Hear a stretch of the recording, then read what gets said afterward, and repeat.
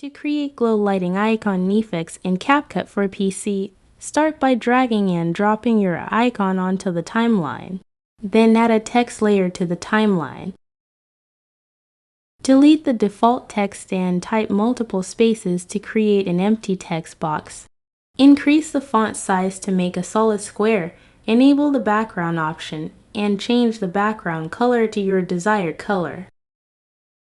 Right-click on this text layer and choose Create Compound Clip. Move your icon layer above this compound clip on the timeline. With the compound clip selected, go to Video Mask and click Add Mask. Then choose a mask shape as needed and adjust its size and position accordingly. Finally, increase the feather value to create a soft glowing edge around your icon.